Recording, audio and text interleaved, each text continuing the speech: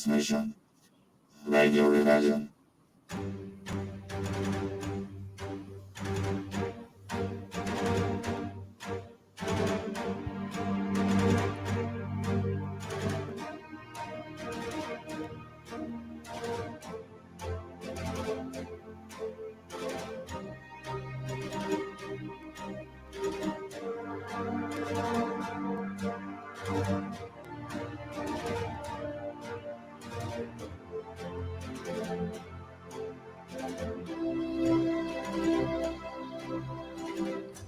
Hello, everyone, and welcome to the Rebellion. We are back, another episode of Radio Rebellion, a Star Wars podcast. How are you guys doing? We were off last week, so good to be back. I missed you guys. We did record last week. We were part of a great panel with the Geeky Waffle on the YouTube channel. They went ahead and did a Siege of Mandalore panel with a lot of great other podcasters. Again, the Geeky Waffle was there, Galactic Podcast, Sisters with Sabers, and Maggie from Star Wars Friends show was there. It was a great show. We went for, over an hour just talking about that great finale of the Clone Wars, Siege of Mandalore. So yes, if you guys get a chance, go ahead, check it out on the Geeky Waffle podcast YouTube channel. It was a great show. But that was last week, and today we're here. Thank you guys for joining us as always. Like I said, I did miss you guys, but we are here. If you're watching, make sure to hit that like button. It always helps us to know who's out there watching the show and liking what we're doing for you guys. Subscribe. If you haven't subscribed yet, just go ahead and do. We reached 50 subscribers a few weeks ago, so thank you guys again as always for your support and for showing some love for this show. And if you're watching this later, make sure to leave us a comment about, there's a lot of news that we're going to go over today, so make sure to leave your comments below. And if you're watching, of course, listening on the audio podcast when this comes out later next week, make sure to rate, review, send us a message on Twitter or wherever, and we'll keep that conversation going. But yes, like I mentioned, thanks you guys for being here. You saw the title of the show, Thrawn Ascendancy, Chaos Rising. That's our main topic today. We're going to do a full spoiler review. So if you haven't read the book yet, once we get to that part, come back later, finish the book, listen to our review, and tell us what you thought about that was it great or not great? You have to wait and see what our thoughts were on Timothy Zahn's latest Thrawn book. But as last time, like we said last time or 2 weeks ago, we're trying to keep the shows a little bit shorter, trying to keep them between that 5 and 6 p.m. window. So there's a lot of stuff that happened this week. So without further ado, and I don't know why I keep saying without further ado, because I don't like saying it.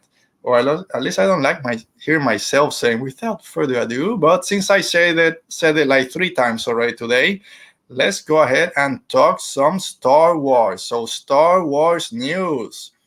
Yep. Can mention busy week for Star Wars news, especially the Mandalorian. There were a lot of Mandalorian Season 2 news, starting with a few weeks ago, about a week and a half ago, I think it was, we finally got our first look at the Mandalorian Season 2 trailer. Pretty good trailer. I'm not going to go ahead and say that it was the greatest trailer ever, but it was very good, especially with all the anticipation that we had for watching this trailer. We did, for the first time in the channel, we did our first reaction and review, so make sure to look back through the videos and find our reaction for our first look of the Mandalorian Season 2 trailer. So I won't cover it too much today. I just want to mention it real quick as part of the main show. So yes, we got the trailer after months of speculation when it was going to drop, who was going to show, was Ahsoka going to be on it, and all this other stuff. And we did get some great visuals. Of course, it starts with the Razor Crest kind flying or gliding over a couple of planets, being in need of repairs, to say the least. Some great Baby Yoda shots, of course, especially it's everyone's favorite right now when Din Djarin is gonna activate his whistling birds and the baby just goes whoop. No, I'm hiding. I know what's coming. We had Sasha Banks' character show up with her dark cloak, creating a lot of speculation of who she's playing, what she's doing there. We don't know. Was she this character or the other character, or a brand new character that we haven't seen, hopefully. I did say before, knowing that it was her, that I thought it was an inquisitor of some sort. I then kind of, okay, it doesn't really fall in line with the timeline. Inquisitors are gone by this point, but who knows if it's a branch of the Inquisitors. Now people are saying, is she an acolyte of the Beyond?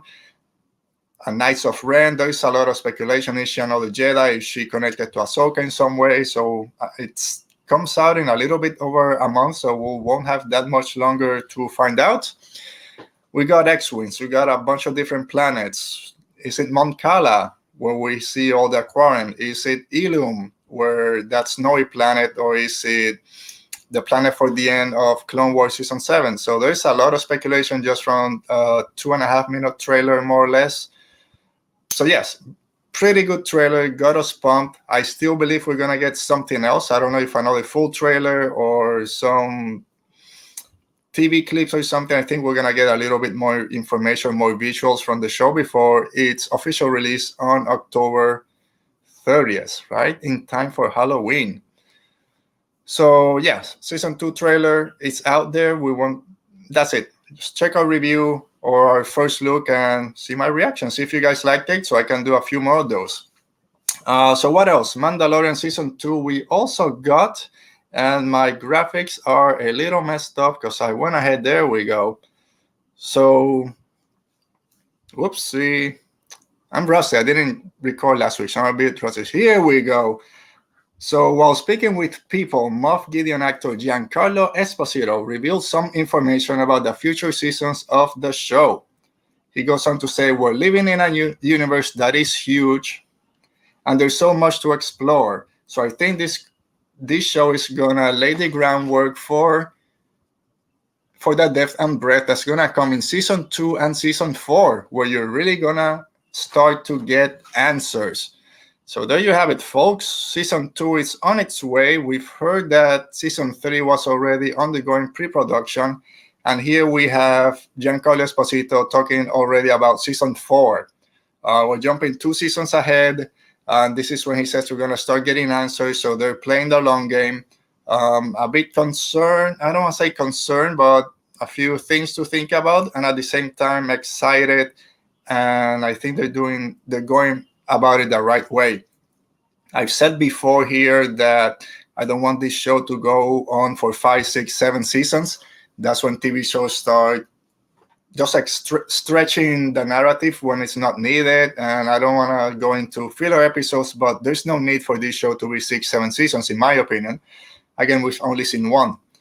So when I hear an actor from the show already saying, yeah, we're talking about Season 3, Season 4, that's when you're going to start getting answers. So a little bit of antennas go up, just making sure that they're not trying to milk it. But it's good. Sorry, I'm fixing my light. But it's good to say that when he says this is when you're going to start getting answers, it's that they have a plan of where the show is going. They're not just going season by season. If he's talking that Season 3 and Season 4 is when you're going to start getting some of those deep answers, maybe I'm hoping that means they have a plan already for where the show is going and where it's going to end. Oh, excuse me. Again, you have great people behind the scenes with this show, with Favreau and Filoni, that have been through this before. Filoni has been in shows with Clone Wars that were canceled before he was able to finish them. So I'm sure he has an idea of where he wants the show to go and how long it should be. And he did this with Rebels. When 4 seasons, he knew when to end it, and it was a great show. So hopefully it's the same type of reaction of thought process, that they know where the show is going and when to end it. So yeah, what do you guys think? Anyone out there in the chat, what do you guys think about Giancarlo Esposito's comment saying that they already have plans for Season 4? That's when we're going to start getting some answers, that this is a show that you need all that time to get around to it. They can't explain everything just in 1 season. So again, excited about it, but hopefully they don't keep churning season after season, especially with all the other shows that we know. We know there's Kenobi coming, Cassian Andor TV series we're going to be talking about a little bit later, and more that are rumored. Rumors, of course, we're not going to get into those, but I hope Mandalorian doesn't go on for too long that it kind of dilutes the product a little bit. I doubt it, but we'll have to wait and see. Right, so keeping up with our Mandalorian news, we also heard from StarWars.com that maybe Mandalorian, can they be getting their own after show? Who knows? StarWars.com revealed a new initiative to capitalize on the popularity of The Mandalorian. I'm reading from Star Wars News Net. Disney and Lucasfilm today announced Mando Mondays. This was, I think, this past Wednesday or Thursday. So yes, Mando Mondays, an all-new global consumer products, games, and publishing program kicking off on October 26th that will debut goods inspired by the series. Wait a minute. October 26th, that's today? Gotta go check it. So after premiering last fall and quickly taking the world by storm, The Mandalorian and the child continue their journey facing enemies and rallying allies as they make their ways through the dangerous galaxy in that tumultuous era after the collapse of the Galactic Empire. So there's a few things right there on that description that's coming from StarWars.com, that they're going to be finding allies. So we know that Din Djarin was told by the armorer to take Baby Yoda, or the child, to find its people, which are the Jedi. So they're going to be looking for allies. Are they the Jedi? Are there someone else trying to find people to help them take them to the Jedi and deliver the child over there? Mr. Rez, how you doing, Mr. Rez? Thanks for being here. So very excited for 4 seasons. You're saying that 4 seasons is enough. I agree. 4 seasons, maybe 5 if needed. We'll see where season 2 takes us. But if they do 4 seasons of the show, then they can start focusing on some other great Star Wars storytelling. So we can only wait and see. But yeah, I agree with you. So yes, very brief description of season 2. Gives us a little bit of details of what the show is going to be about, but obviously no spoilers. Reading again from StarWars.com, they also wrote, after the fans experience the latest episode every Friday on Disney Plus, they can visit MandoMondays.com each Monday to see what new toys, collectibles, apparel, books, comics, digital content, and more will be unveiled. Mando Mondays will run for 9 weeks, culminating on December 21st. So there you have it, folks. Last year, the issue was that they didn't market Baby Yoda enough. There were no Baby Yoda toys when Christmas season came around, and they're not taking any chances. So Mando Mondays, the Monday after each new episode is released on Fridays, we'll get these Mando Mondays on MandoMondays.com. Toys, books, apparels, publishing, digital content. That's why I think maybe they'll have an after show. Was it Rebels? I think Rebels had an after show, maybe not right after, but a few days on Wednesdays. I think they did an after show about it. So I'm guessing something similar to it. Excited about it. A little bit concerned again that this, because what do everyone always say? Disney just bought Star Wars just to sell toys and merchandising.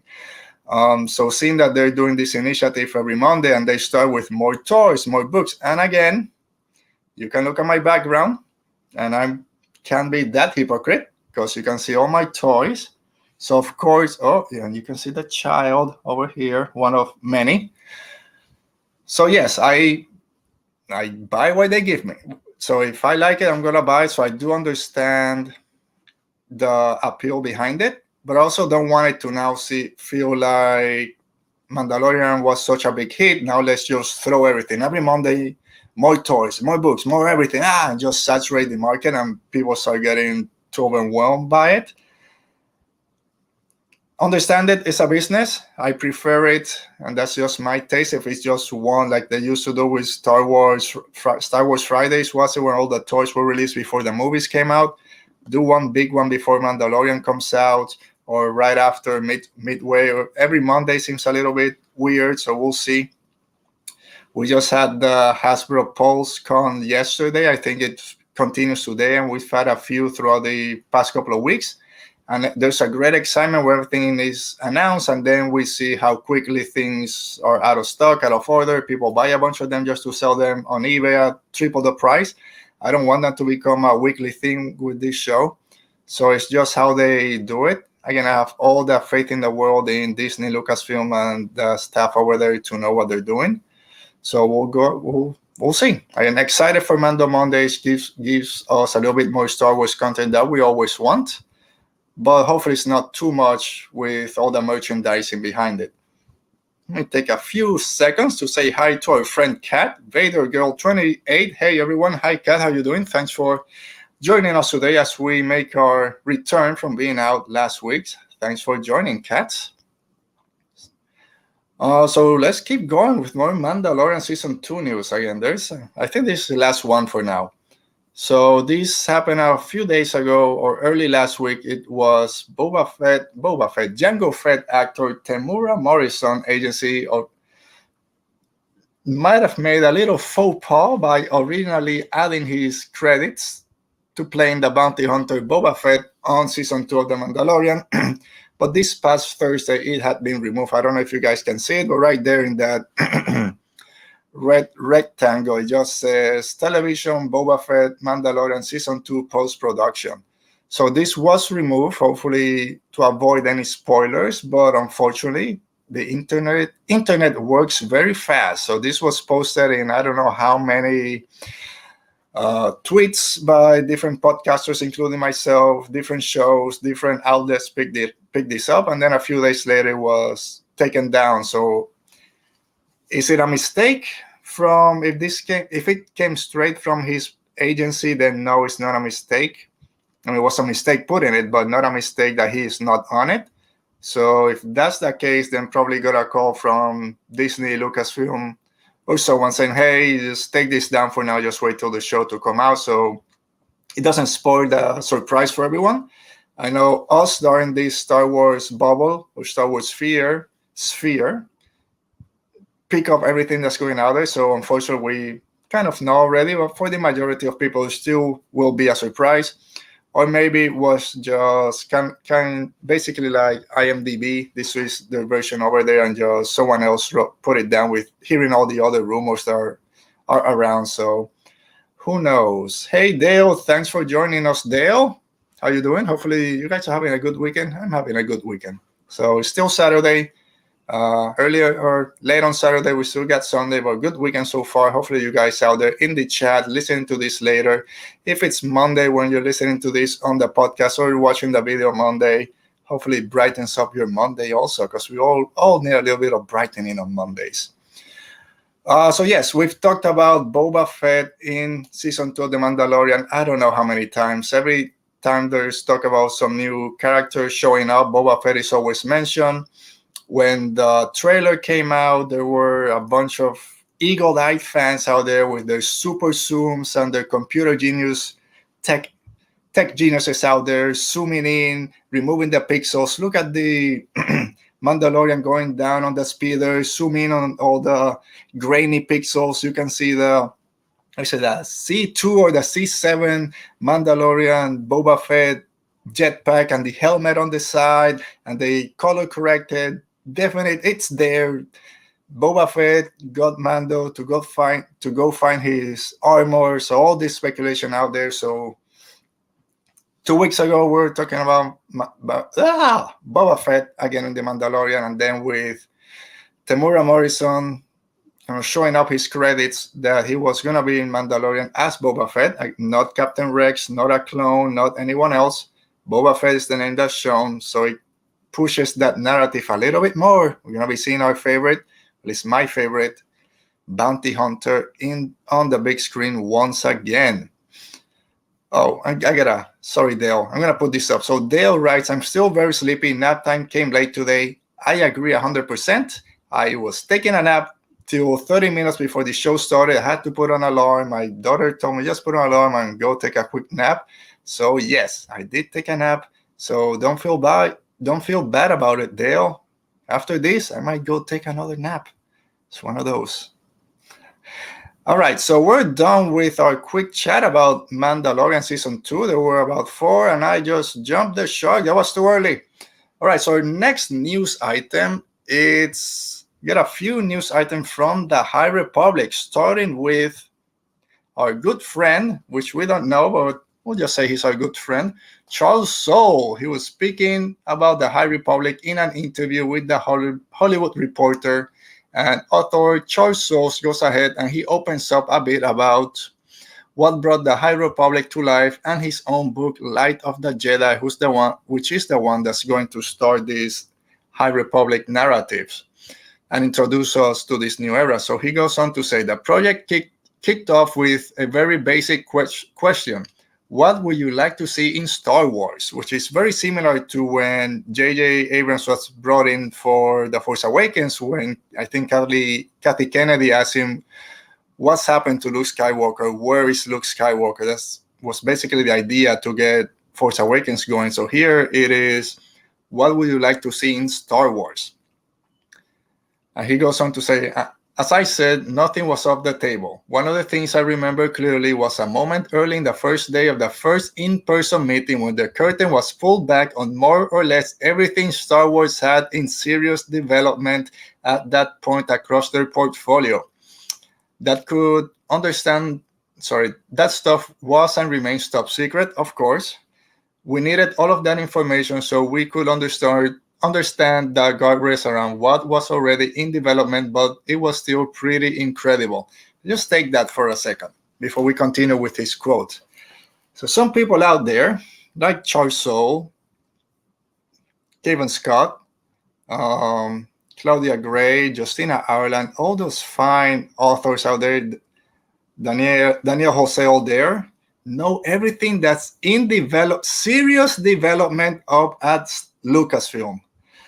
Man, would I love to be there. So I just thought we know about 2 shows that are in development and some rumors about some other possibly in production or some sort of development. They saw everything that's in serious development. And of course, he goes on to say that's top secret. Oh man, I wish I was there. I wish I knew. That's fine. Charles, oh wait. So he goes on to talk about his own book that's going to start the High Republic, Light of the Jedi. And he says, Light of the Jedi will finally open the doors to the Star Wars, the High Republic for Star Wars fans. A lot of the teasers and such that have been released so far are focused on the character designs or the state of the galaxy. But I can tell you that we've all spent most of our time on the story itself. Light of the Jedi, Into the Dark, Test of Courage, the Marvel and IDW comic series, they are really what the High Republic is. It's an amazing new time period for Star Wars, but it's the story that will get fans hooked. He finishes by talking about the Great Disaster, which is this event that brings everything together, all those different books and comics. Plus, it's a challenge to show heroism in many different ways. Light of the Jedi has plenty of lightsaber action, but that's not the only way to solve problems, and you don't need the Force to be a good person. So a lot to unpack from there, and we'll try to do our best as we keep moving on our show today. And it's, yes, we've seen a lot of the new Jedi that they shown concept art and different designs, and we're going to be talking right in a few minutes about that great lightsaber for one of those Jedi Masters. So we've seen a lot of concept art for the Jedi, for I forget the Starlight Beacon, I believe it's called, a space station. We saw a few of the villains of the series, although not too much, and he does go on to say that we haven't seen too much about the Nile. But we've just seen, okay, this is what's happening. These are the characters. This is not the story, but the Great Disaster. This is what pushes everything, but we don't know anything about the story. And it's great hearing him as an author said that's what makes this the great adventure that's going to be out there. It's not just, oh, it's Star Wars and look at our pretty Jedi with their white and gold robes. It's the story behind it. And of course, as Star Wars fans, that's what we want to hear. I said it many times, High Republic is what I'm most interested in the future of Star Wars, in the near future of Star Wars, and I can't wait. So little by little, we're getting more information about the High Republic. This was actually supposed to be out already before COVID-19 hit. I think it was September that we were going to get our first books from the High Republic. Then they got pushed to January, if I'm not mistaken. So only October, November, December, January, four more months before we get on official hands those High Republic books. The Array Star Wars, if you're listening, send me a few. I'll review them here. I'll get all of them. So yeah, how are you guys feeling about the High Republics? Are you guys excited about it? Not so much. Just give me more live action, TV, movies, animated. Everyone out there loves the books and the novels. There's a lot of comics. So yeah, a few new friends have joined the chat. So let's say hi to our good friends, Force of Light Entertainment. Hey guys, how are you guys doing? Hi Natalie. Hi everyone out there. Thank you guys for joining us. And our friend Michael is also here. Hi Michael. Thanks for joining.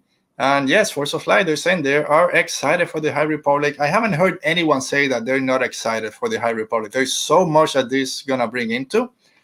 And yeah, very excited for the High Republic. So many books. I don't know when I'm going to get the time to read all those, but we'll get on it.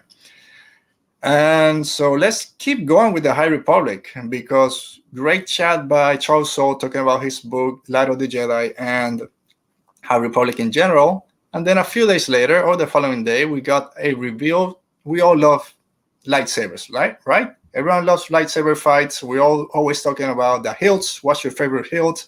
Your favorite lightsaber color? What kind of kyber crystal you want? And they went ahead and gave us this beauty. There you go.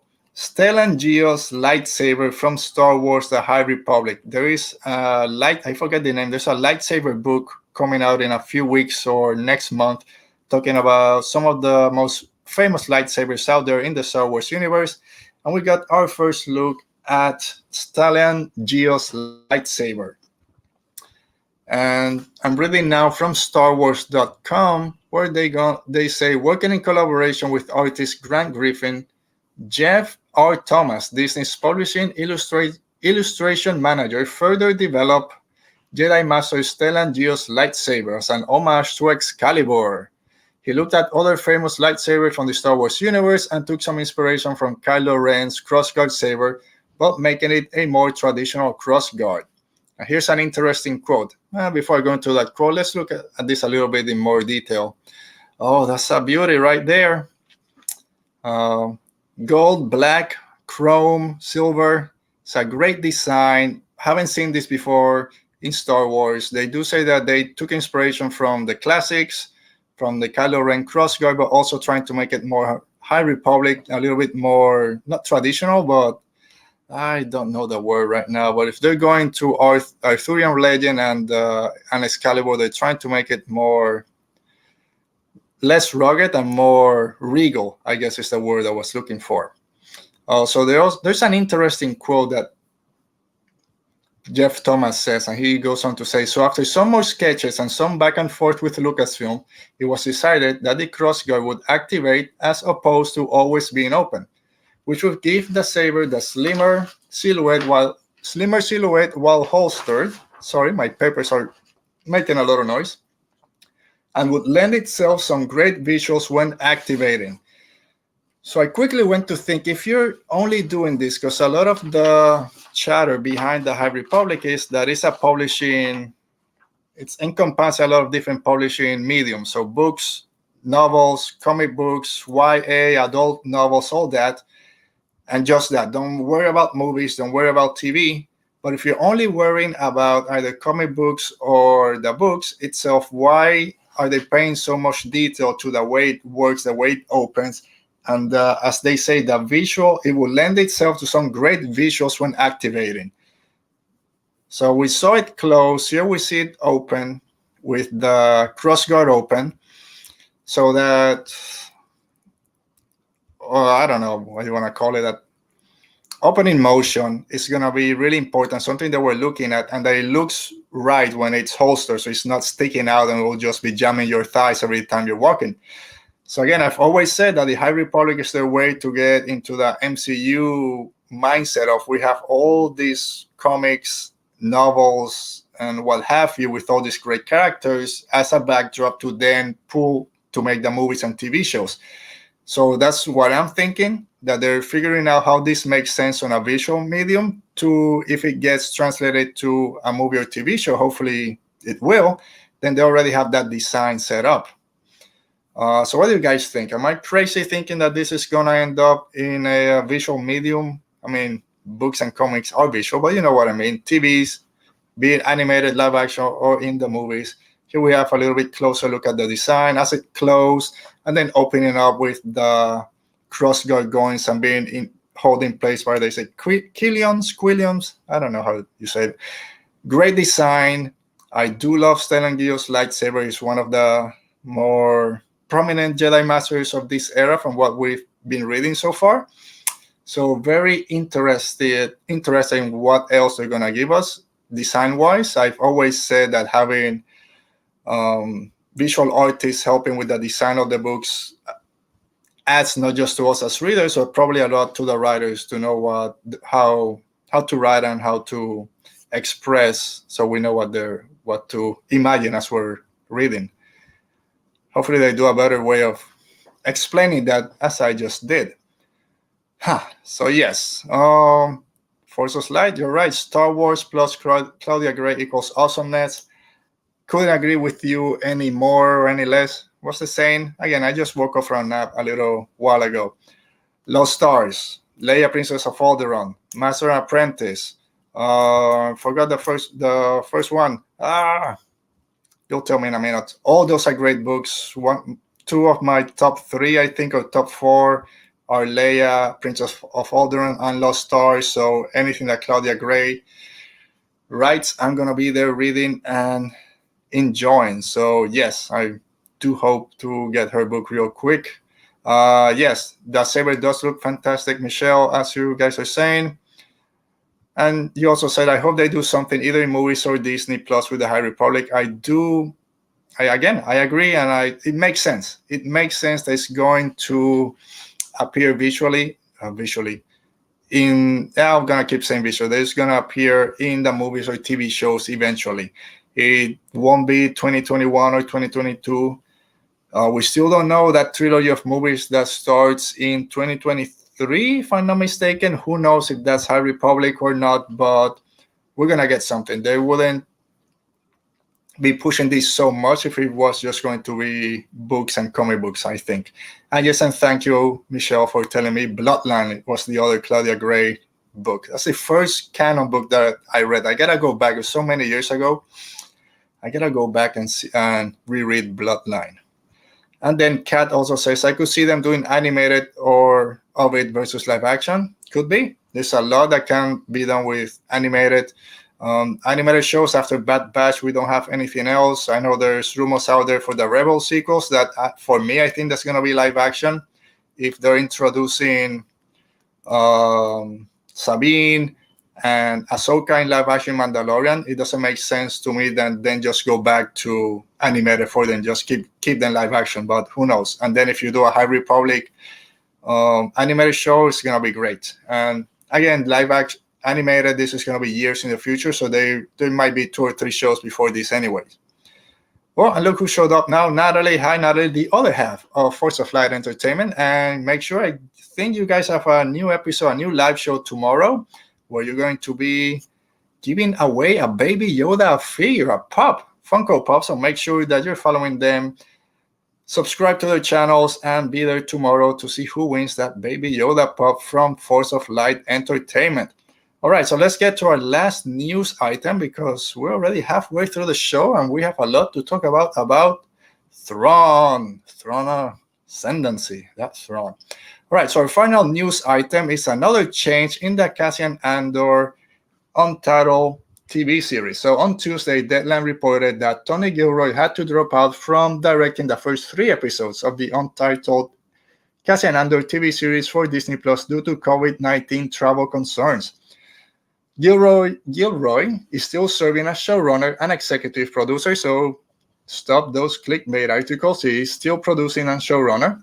And Black Mirror director Toby Haynes, who was on the shortlist to direct some future episodes of the series anyways, was brought on board to take over directing duties for those first 3 episodes.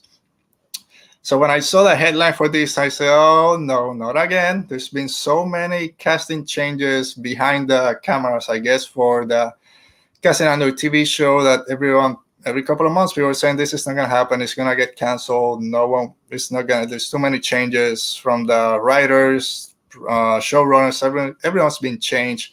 And I'm extremely excited for the Cassian Andor series. Kenobi is one of my favorite characters. I really want that show, but when I heard Cassian Andor, a spy thriller type of show with the beginnings of the rebellion, the Empire at its height, that's what I want to see. So yes, I understand why they did the change. Very good news that Tony Gilroy is still involved as a showrunner and executive producer. And who knows, maybe by the time the show starts, by the end, he'll gets able to fly over there to London and help with some of the future episodes. So we'll see. So what do you guys think about any of these news items? Leave your comments down below. If you're watching our show for the first time, thank you as always for being here. Make sure to subscribe if you haven't. And yeah, it's all love here. We all love Star Wars. We all love talking about Star Wars. We don't want to offend anyone. I know Star Wars Twitter is a bad place sometimes, but not here. Radio Rebellion is an all-inclusive show. Thanks to everyone for being here.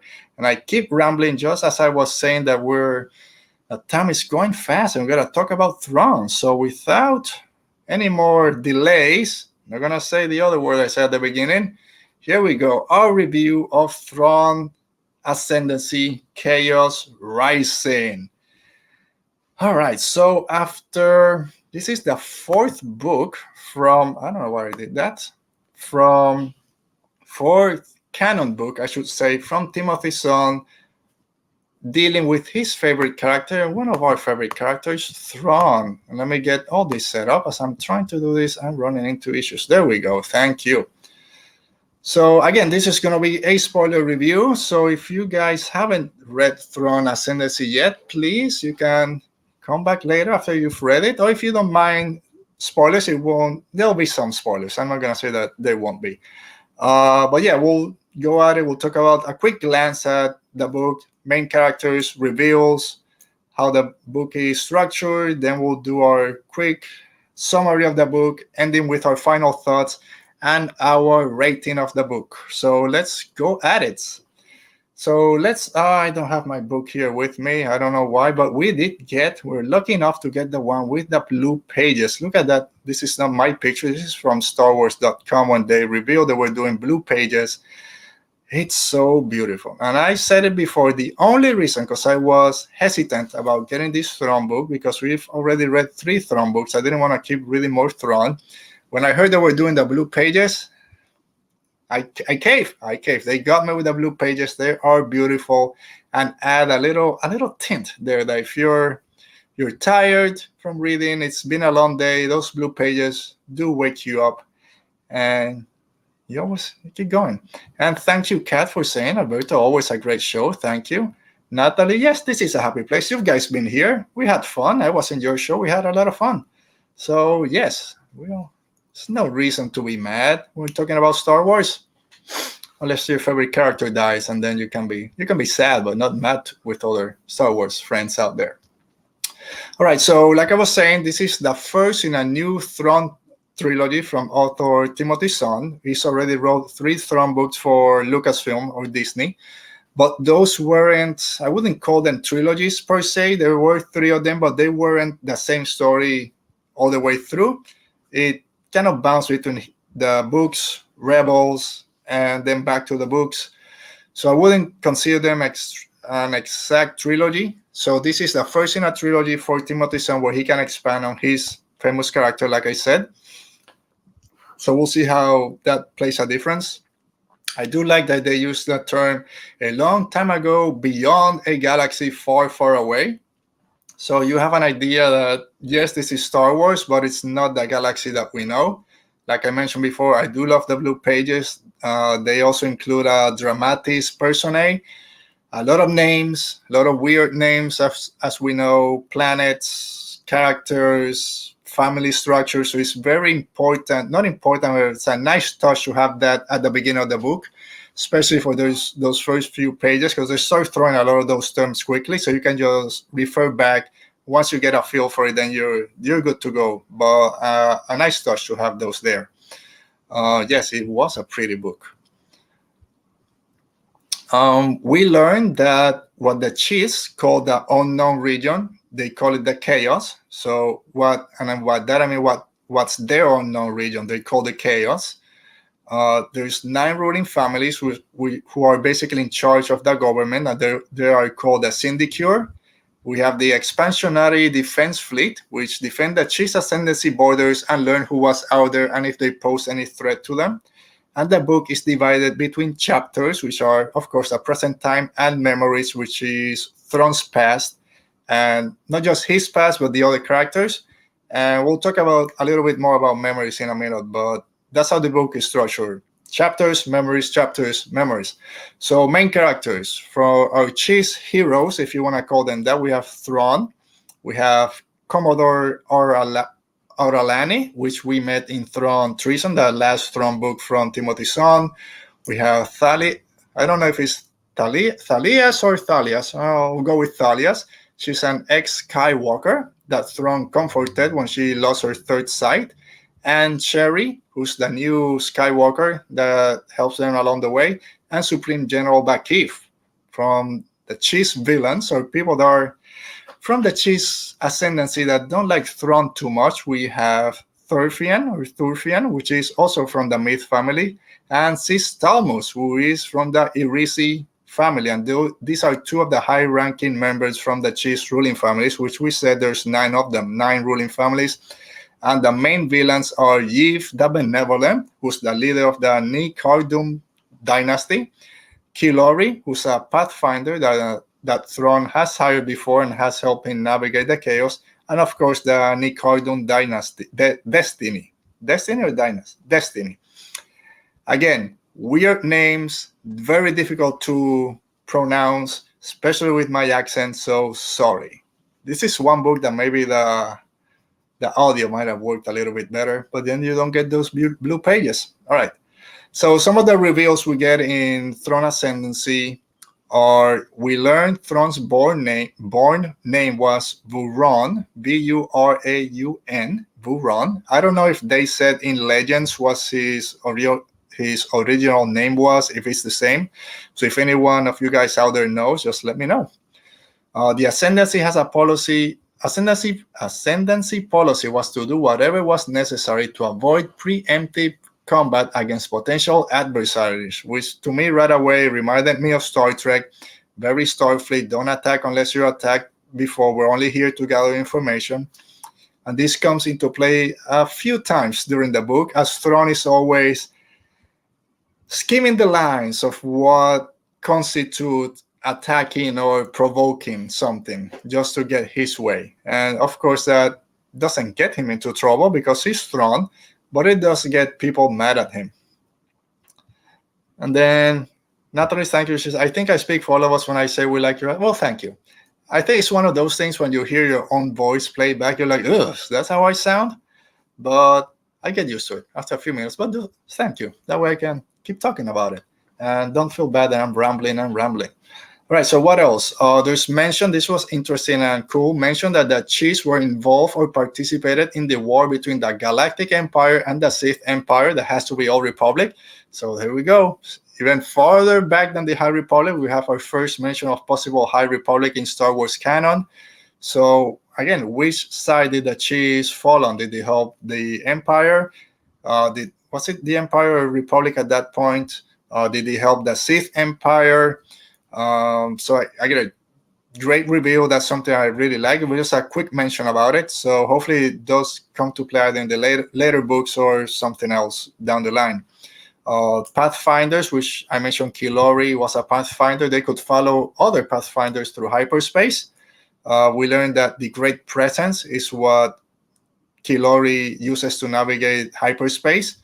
We know that the Chiefs have the Skywalkers, which use third sight. Now we have the Pathfinder calling it the Great Presence. And all of this, I believe this is just their way of using the Force or channeling the Force in some sort. So we have third sight, Great Presence, and the Force. The Chiefs have a reputation in the chaos of always thinking that they were far better than all other fishes and that they didn't care about anyone else. Not surprising, we know Thrawn, he thinks he's better and smarter than everyone, so I guess every Chiefs had the same reputation out there. And what they call a galaxy far, far away that we know, they call it lesser space. Again, going to that, we're better. That's lesser space. We don't need them. But they know that there's a massive war going on, being waged by two sides. And one of them mostly uses droids. So this is happening almost at the same time as the Clone Wars. All right, so those were some of the reveals. And then, so what's the setup for the book? So there is a mysterious attack on the Chiefs Ascendancy on their home world of Celia, and Supreme General Bakif needs to find out the cause. And one of the questions he wants answered is, was the attack on their home planet to distract them about something else that had already happened? So you have the 9 ruling families who want to be more involved, not just in politics, but in the military. And then you have the military side just arguing, just thinking about the important thing is the attack on our home planet. We don't care about anything else. But Bakif, and then he enlists Thrawn into this. This seems weird. It was a small attack. It didn't do anything to us. I think they're just trying to distract us. He wants to find out what the other attack was, and see what's going on. So he wants Thrawn to help investigate a derelict ship, a broken down ship that they had found 2 days earlier, which turned out to be a refugee ship. Everyone was dead. They didn't know why or who. So Thrawn and Bakif thought the attack on Celia, on their home planet, was just a distraction for attacking this refugee ship. So Talia, she was a Skywalker before, lost her third sight, so she couldn't navigate through hyperspace anymore. She enlists herself into the Spring Hawk, which is the Star Destroyer, or the battleship that Thrawn is in, as a caregiver for our new Skywalker, Sherry. So Talia was appointed into the Spring Hawk by Thurfian, which we know is one of the Myth family members that has a vendetta against Thrawn, as a spy to report back to him about Thrawn and his dealings. So again, the politics behind it, that Thrawn doesn't do politics. That's the thing he doesn't know how to do. So he's good at military, very bad at politics. So from the beginning, there is a conflict, like I mentioned, between the military fleet and the aristocrat, which are the high-ranking members of the 9 ruling families, and who wields more power in the ascendancy. Family politics, something we are not used to in Star Wars. A little bit Game of Thrones, like we've heard Game of Thrones being sent out as inspiration recently for more Star Wars stuff coming. So I do think they're pulling a little bit from it. A little bit more info about what Skywalker's abilities are. Not abilities, but they do get nightmares about getting lost during navigation. So that's something that they always have in the back of their minds. They finish, they go to rest, go to sleep. They a lot of times have that recurring nightmare about getting lost and not being able to find their way back. So that's the setup for the book.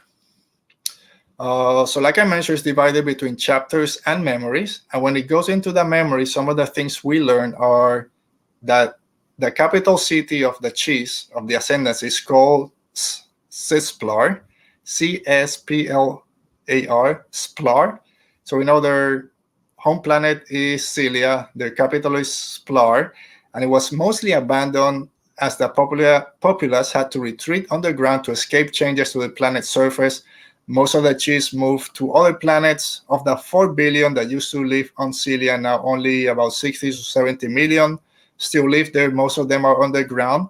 But once in a while, they have people coming up to the surface and still showing like there's some life and mobility in their capital city, all in a front in case someone comes to attack them. They waste a lot of their ammunition and ships and everything. They wasted attacking an empty city, still giving that imagination that there's people living out there. This doesn't come into play again in the book. Again, this is a trilogy, so I think this is just a setup for the following books, but it doesn't come back to play here, but it just is mentioned in the memories. Also in memories, we learned that Sistalmos, which was from the Irisi family, wanted to bribe Thrawn into leaving the Myth family and joining the Irisi family by making him a trial born instead of a merit adoptive. So Thrawn is not born into the Myth family. He's adopted because of his military mind as a merit adoptive, and then they can go up in their strata in their family. The next one being a trial born and being officially a Myth. So they wanted to just leave the Myth. They don't like you over there. Come join the Irisi. But they can have two trial borns. They had Thalia, which at this point she's called Ciara, and we'll talk about that in a few minutes.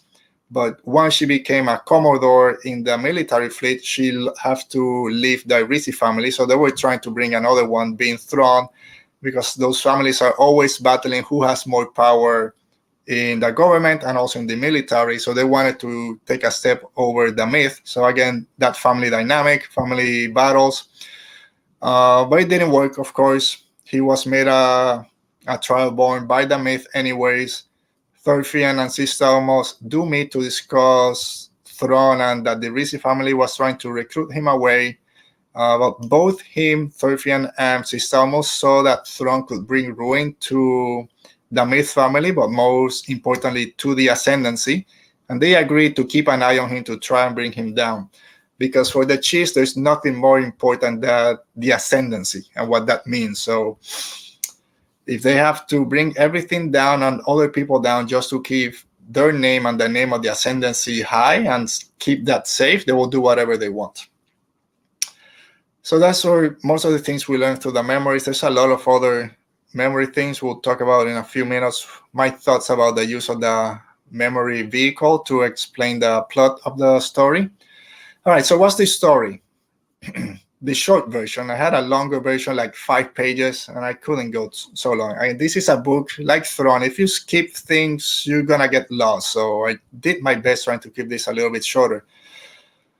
So when Thrawn starts to investigate the attack on the Chief's home planet, he finds a second mysterious ship with more dead passengers in a nearby system. After visiting one of the mining stations close to this planet, which was under blockade by some warships, he ran into some Pakosh, which were the people from the nearby planet, and he realized that the refugee ship, the second ship, and the Chief's Ascendancy were all attacked by the same people. He also found out that the refugee ship and the second ship belonged to the planet that was under blockade right there. The system or the planet was the Rapak system, and the attackers were of course, the Nicardum. And the Nicardum were the ones blockading the planet and attack the Chief's home planet. So who are the Nicardum and what do they do? So the Nicardum Destiny, Yif the Benevolent is their leader. He was going planet to planet, meeting with planetary leaders and telling them about the benefits of joining the Nicardum Destiny. And if not, their planet will just basically undergo a blockade. They will just surround it with warships and they won't be able to do anything. So Thrawn and Aralani thought that the Nicardum were expanding into Chief's Ascendancy space, conquering, subjugating worlds closer and closer to the Ascendancy to then launch an attack on them. And the next planet that they were eyeing was and this is one I can't say, Leoane regime, I'm going to say. So Thrawn believed that the Nicardum were taking over systems to surround the Ascendancy before attacking them. You have Leoane to the north, Rapak to the east, Urge is another planet later in the book, southeast more or less, and then the Patatus to the south. But they didn't have a lot of evidence that the Patatus were under Yiv's control. So Thrawn believes that there are still 4 other nations that may help him corroborate his suspicion about Nicardum surrounding the Chief's Ascendancy. So he speaks with an old friend, the Garwian Frangelic, and he learns that the vague homeworld of Crimea fits this description. So while searching for a world that had resisted the Nicardum to learn how they resisted him and what he can do to defeat them, they run into some droid ships. They saw another small craft doing some reconnaissance on the droid ships, and it turns out to be Duja, and she was looking for a Nubian spaceship. So Duja is one of Paramidala's handmaidens that was introduced in Thrawn alliances. So she asked Thrawn if she supports the Republic or the Separatists. He says neither. So she hightails it out of there. I'm not gonna help you. Thrawn follows her, and they end up in Batuu. Batuu, we know, Galaxy's Edge. It's been on a bunch of other books, including Thrawn Treason Alliances. Sorry. So after a while of being there, the Nubian ship appears, goes into the planet, and 3 days later, the warrior that Thrawn was hoping for, because he was out there looking for help, arrived. And who it is? None other than General Skywalker himself, Anakin Skywalker of the Galactic Republic. So Thrawn tells Anakin that the only reason for him being out there was to learn more about the war so that it didn't reach the Ascendancy, but that he could help him find the lost ship that he was looking for. So they go on, meet on the planet, and after that, it stops there. Everything else about that encounter happens in another book, in Thrawn Alliances. So if you haven't read Thrawn Alliance, and you see this, oh yes, Anakin Skywalker's here. No, you gotta go read the other book. All right, so we learned that they were there for 5 weeks, I think. So then Thrawn thought that he could convince the Vax in Crimea that Yves was just using them, and that maybe he could convince them to help the Chiefs instead defeat the Nincardun and Yves. Thrawn goes to Crimea to rescue Thalias and Cherry that have been captured by Yves. And things happen. After that, there's the big battle at the end. Thrawn is trying to find out who Yves serves. He doesn't believe that Yves is the mastermind behind it. He has to report to someone who he's trying to find out who the real big bad is. The battle starts. The Vac were staying out of the battle, and then Arorlani, who had come to rescue Thrawn and everyone, asked them to give humanitarian aid to some broken down cheese ship. They agreed because the Vax are someone that they have to go through all the possible options before making a decision. That's why they haven't fallen to Yves the Benevolent's hands. So they're going through all the options. They go and send help. Hey, this is a humanitarian aid. They're off limits. Don't fire on them. Yves doesn't care that Nincardun shut down the Vax spaceship, and that's when they say, no, these people are not here to help. They're here to hurt us, so we're gonna start helping the Chase instead. And that's when the battle takes over, or takes a turn, I should say. And then Thrawn had equipped his freighter that he had with a Republic energy shield that he brought back from that trip to Batuu, which again we learn about this in Thrawn Alliances. He uses that ship to crash into the Nincardun, into Yves' main battleship, and then he rescues, or he leaves with Arlani, Cherry, and Yves. They take him back to the Ascendancy. So then the book ends with the Chiefs were interrogating Yves to see what he knows. Thrawn leaves. He says his goodbyes and leaves. We don't know where he's going. And then Kilori, which is the Pathfinder that had helped Thrawn at the beginning, where he was actually working with Yves and the Nincardun. He's by himself on a spaceship with his great presence going through hyperspace, comes out of it all dark, doesn't know where he is, and there's just a voice over the comlink or the stereo, I guess, from his ship asking what happened and all this stuff. And then we learn that this is the mastermind behind it. Here I'm expecting this is the big twist, and it's going to be Palpatine. I thought the Emperor was behind it. Darth Sidious was playing everyone from even the dark regions or the unknown regions is playing everyone. No, it's someone else named Jixtus. And there the book ends. Whew, and that's it. That's Thrawn Ascendancy, Chaos Rising. That's my quick overview of the story. All right, so this wouldn't be a review if I didn't give you my final thoughts and what I thought about the book. So there's a quote in this book by Thrawn, and he says, "I wish I could explain it. I can see it. I can understand it, but I can't really put it into words." This is when he's asked, how do you know all this? Just studying someone's history, art history. How can you know what they're going to do military? And he says this quote, "I see it. I understand it. I can't put it into words. I can't explain it." That's how I felt sometimes reading Thrawn's plan and attack vectors. You gotta trust Thrawn because you're not gonna understand everything. And when he's talking about the Vax and how he knows that they don't commit to a single point and they have to take every single consideration while at the same time being proactive for everyone's individuality. There's a blanket, let's say, and it's being woven, or there's two artists working on this piece at the same time. The lengths of the corners are different, so that's how he knows that there's individuality, but at the same time they still match, but they take different, the colors match, but the palette is different. It's all this, it doesn't make sense. Like he says, he sees it, I'll take your word for it. There's some things about Thrawn that you just gotta believe. Yes, in a nutshell, that's what the book is. And again, I took like 3 pages away, because if not, this will be a 2-hour review. So a very entertaining book. I will say that a very good plot. It made me come back every time I put it down. I just wanted to keep reading. Again, the blue pages do help, but it is an entertaining book. It expands the Star Wars universe. It's, again, the unknown regions. We don't know anything about it, basically. Ascendancy, the Chaos, the Nicardum Destiny, the back home world of Crimea. There's a lot of world building that Timothy Zahn does that is great. I'm not going to take that away from him. There's no Jedi, no Sith, no Empire, no Rebellion.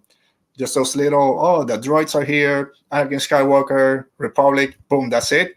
But it still feels like Star Wars. So it expands the Star Wars universe that we always want to see that. Like I mentioned before, the names of the characters are a bit confusing to read and to pronounce.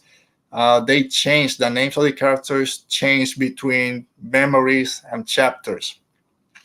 It takes a while to learn everyone's name. For example, you have their born name, their married adoptive name, their child born name. We have this character, Iris Arlani, also known as Ciara, also known as Arlani. So one character with 3 names.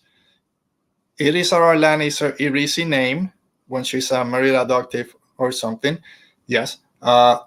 Ciara, during her memories, where she's still part of the Irisi, but that's what she's called instead of going to the whole name.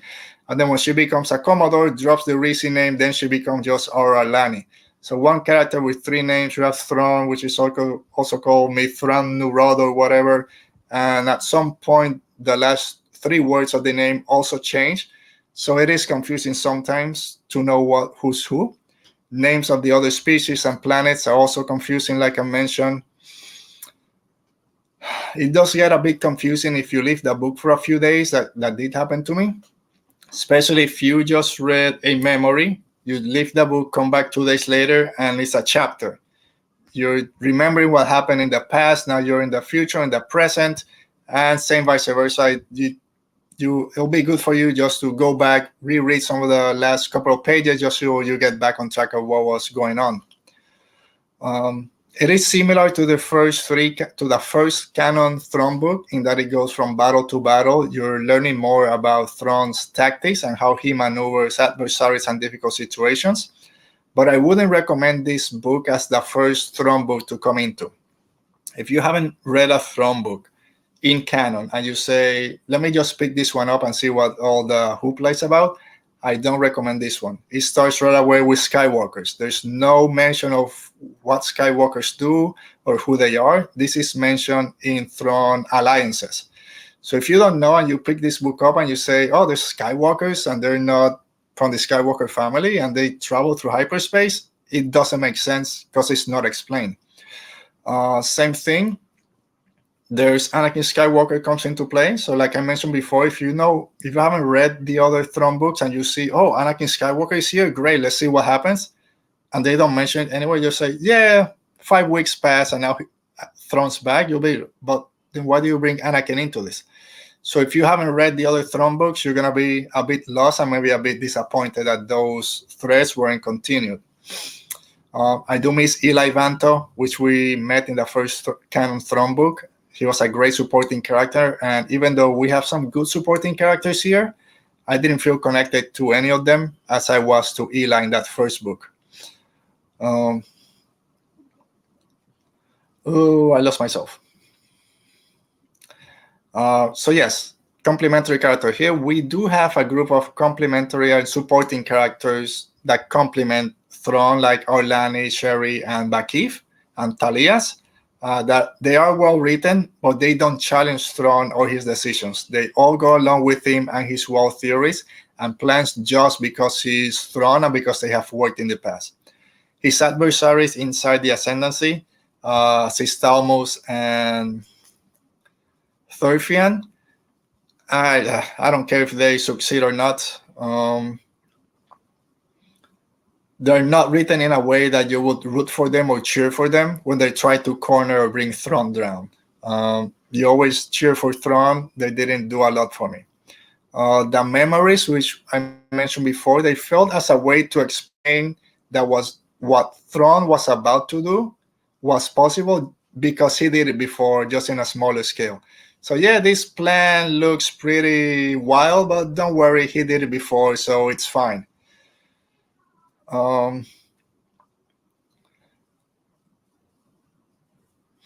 So let's finish up. So although I did enjoy this book and my time reading it, I'm not sure how excited I am for the follow-up Thrawn books. All 4 canon Thrawn books so far, at least for me, this is just my thoughts, have been very similar in that Thrawn really never loses a battle. It's never really taken by surprise. It's always 5 steps ahead of everyone. The first Thrawn book does show him losing a few battles as he learns the ways of the Imperial ways, but after that, not really. So no matter what he does and how many of his own people he pisses off, he keeps getting promoted and his indiscretions are given a pass because he produces military results. Here, Timothy Zahn has more freedom as he's writing for a time period that we really don't know in a different part of the galaxy with no connection to the known story of Star Wars. But the story still revolves around a new adversary that only Thrawn can beat mentally, and no one else knows it. Only Thrawn knows the situation and really knows what's going on and the ultimate reason behind it. So it is a good story, but it did feel, at least for me, a little bit repetitive from the other 3 Thrawn books. Thrawn against one guy that's just too smart for everyone else except for Thrawn.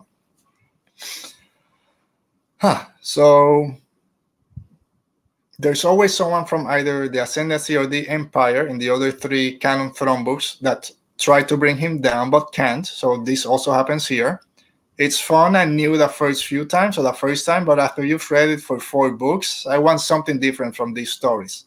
So unlike Arlani, Sherry, Bakif, and Talias, who follow Thrawn almost blindly because he has won the day time and time again, how I feel after finishing this book is that I did enjoy it, but just because it's Thrawn and Timothy Zahn writing, I can't keep coming back to more Thrawn books if they don't change that type of stories they keep telling. Very entertaining book. It just felt like something I've read before from Thrawn and Timothy Zahn at this point after 3 other Thrawn books. So I do hope that they change it. I don't know how excited I am or if I'm going to go and pick up the other 2 Thrawn books that are coming. Unless Del Rey is listening to this and do send me an advance copy for me to review. Wink! Whew. All right, so Dale goes on to say that I like how he sees things coming together, then he disassembles it based on the people's art. Again, it's great, and that's what we love about Thrawn. That's how everyone that I didn't read the Expanded Universe, the Legends Thrawn books, but everything else, he studies the art. It's great. It just feels like the same thing over and over.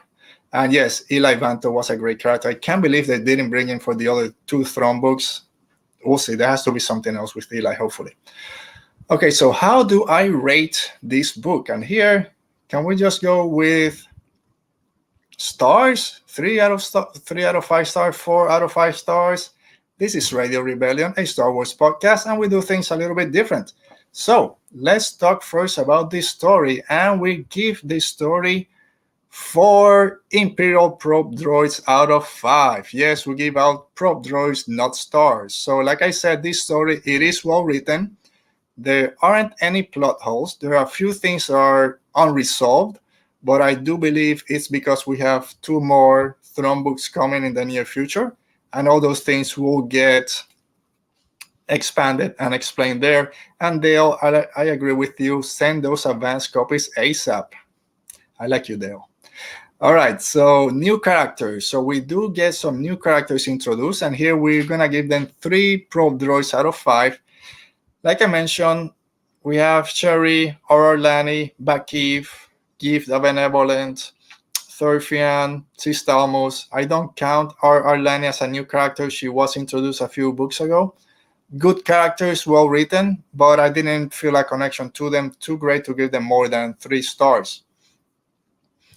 After that, we go to if it expands the canon or canon connection, and only 2 stars. But 2 stars. I just went back on my own review. 2 probe droids, but that's fine because this book was never supposed to connect to canon. It's supposed to expand the Star Wars universe, which we're gonna talk next.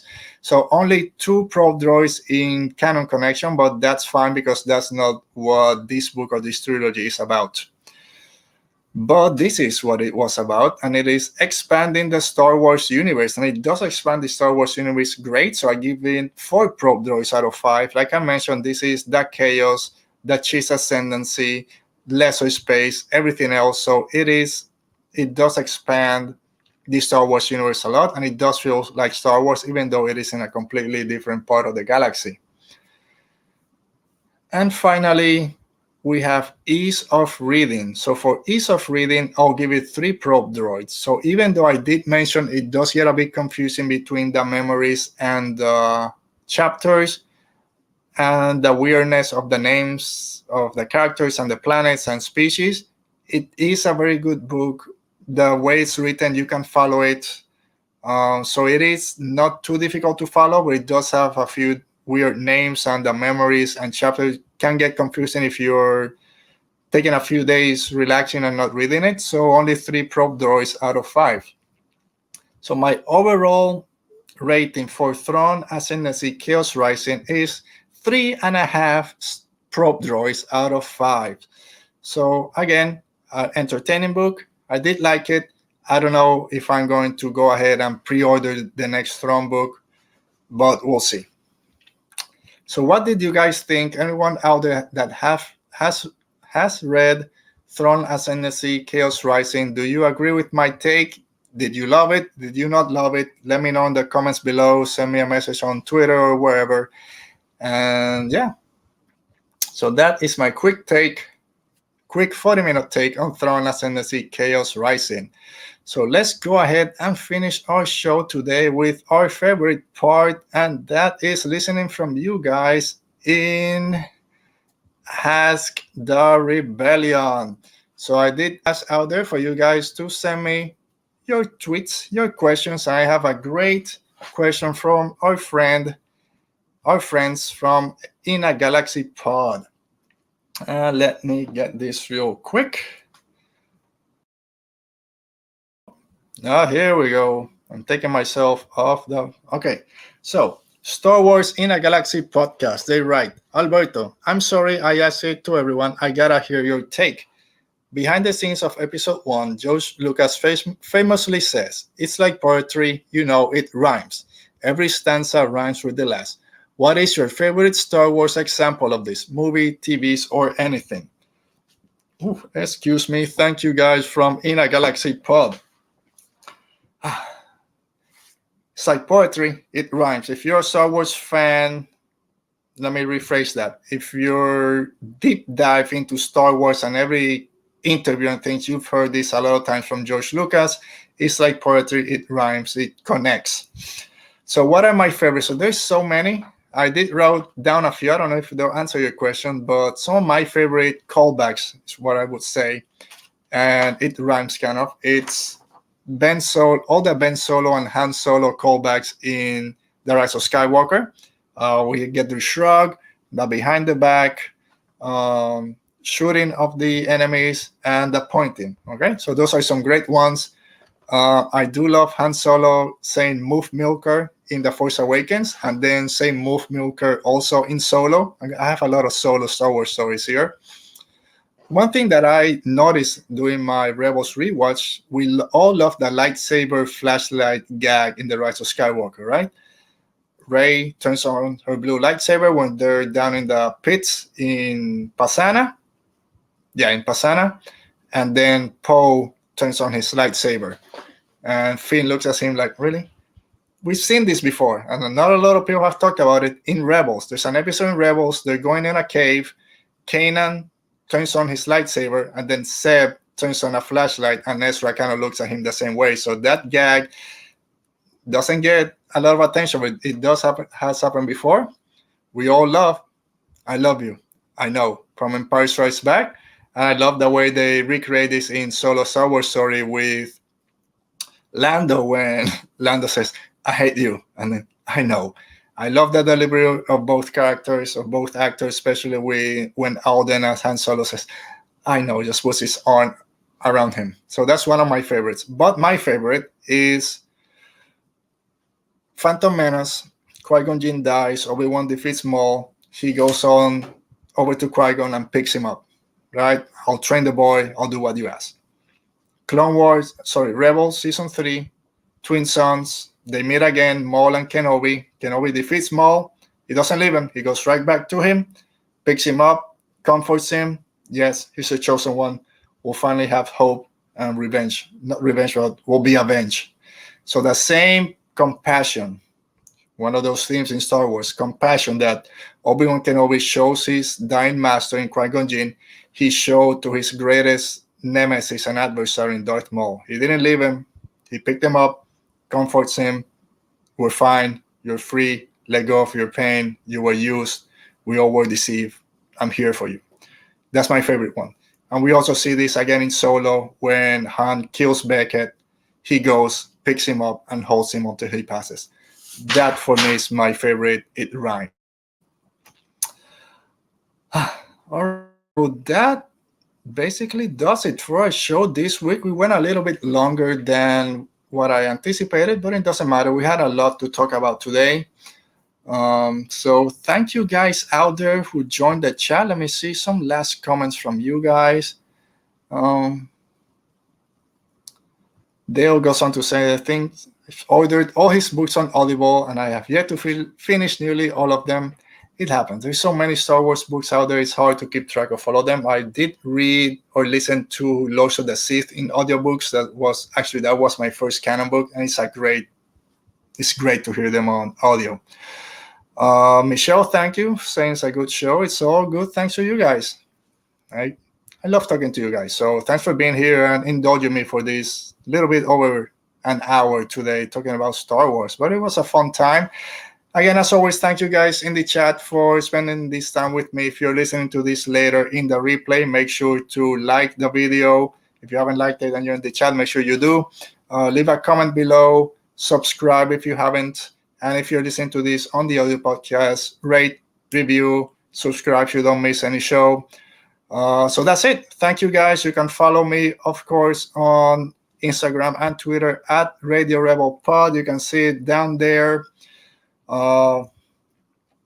Every Saturday at 5 p.m. we do our live shows here on YouTube. Just search for Radio Rebellion Podcast. And if you want to listen to the audio podcast instead, we are on all your favorite podcast listening station, except Amazon Podcast for some reason. Come on, Amazon, what's up? Doesn't matter. You'll find me. And I think that's it. Thank you guys. As always, thanks, Natalie. Thanks, Michael. He has his show tonight, so make sure to check it out tonight and tomorrow. All of his Back the Tank and every of the 10 shows that Michael does. So, as always, thank you guys. Stay safe, be safe, and may the Force be with you.